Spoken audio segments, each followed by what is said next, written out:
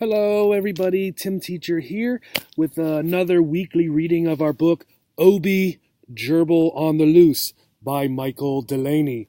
Right? And again, thank you to Michael Delaney for writing the book for us. So, last time we were together, we had seen the Armstrong family was gone, right? Including mother and father and Obi's adoptive mother, Rachel. And Obi was left by herself, on her own, in her home, right, in Rachel's bedroom. And she was worried because she had no food, she had not enough water, but then she saw the cat, right, Sugar Smacks. And maybe she thinks that Sugar Smacks can help Obi somehow to make sure that Obi gets fed. Right? Not sure if that's going to happen, but we can certainly find out. Today we're reading chapter 11, A Dangerous Game, right? And you can see that there.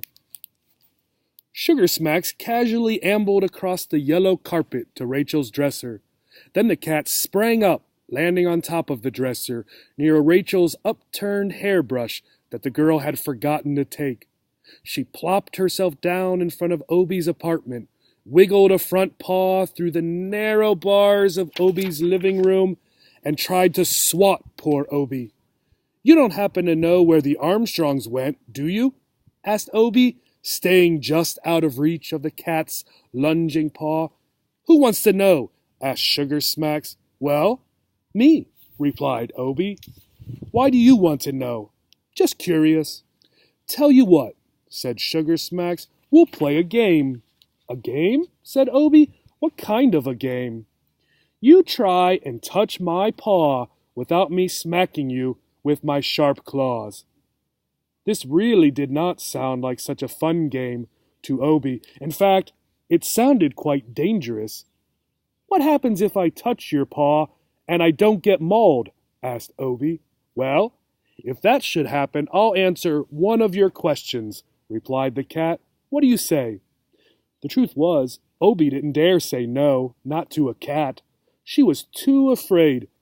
Obi tried to look at the bright side. If she played the game, she might be able to find out where the Armstrongs had gone, and more important, when they were coming home. "Go ahead," said Sugar Smacks. "Touch my paw." Cautiously, her heart thumping, a very nervous Obi stepped toward Sugar Smacks' paw. Obi waited for just the right moment, and then, with lightning-fast speed, she touched the furry top of the cat's paw. Quickly, Obi yanked her paw away and leaped back. To Obi's surprise, Sugar Smacks burst into peals of shrill, uncontrollable, high-pitched giggles. Hee-hee-hee-hee! It was a very unbecoming sound for a cat to make, or any creature, for that matter.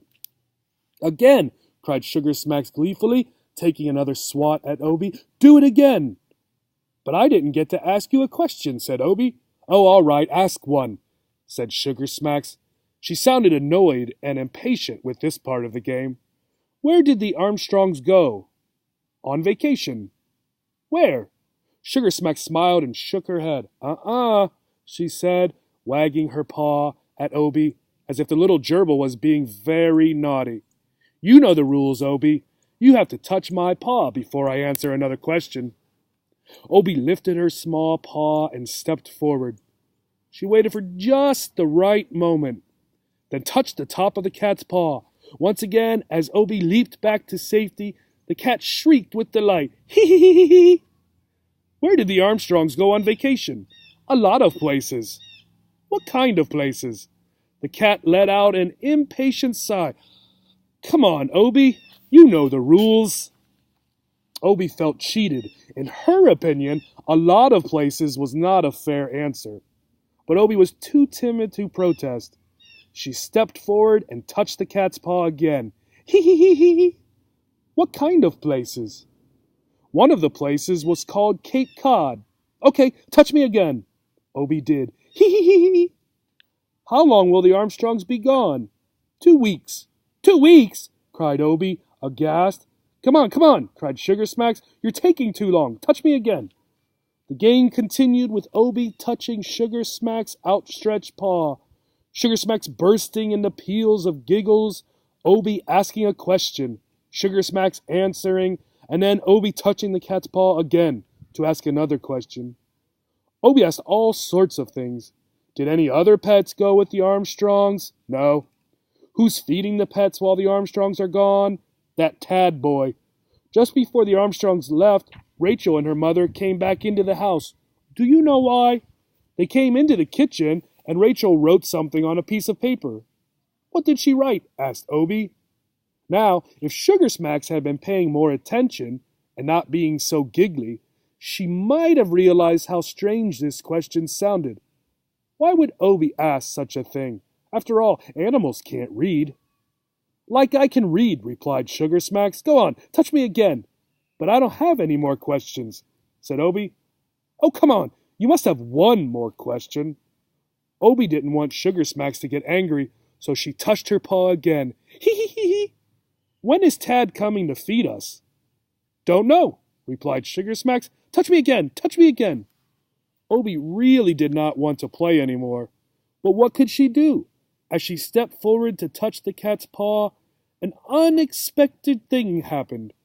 Sugar Smacks abruptly pulled her paw out from Obie's living room.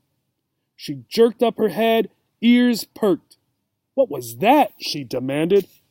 Obie stared at her and said, What was what? That noise. What noise? I didn't hear. And then Obie heard it. The noise came from downstairs, from in the kitchen. It was the sound of a key turning in a lock. Then there was the sound of a door being pushed open, and then there was the sound of Mac in the living room, barking at the sound of the door being opened. His bark sounded old and feeble, not young and ferocious like an eager watchdog's. Must be Tad, exclaimed Sugar Smacks. Without saying another word, Sugar Smacks bounded onto the floor. She raced out of Rachel's bedroom and into the hallway, disappearing in the direction of the stairs that led down to the kitchen. I wonder who it is down in the kitchen at the door, right? Is it Tad coming to feed them, coming to take care of the pets? We'll have to wait till next week to read.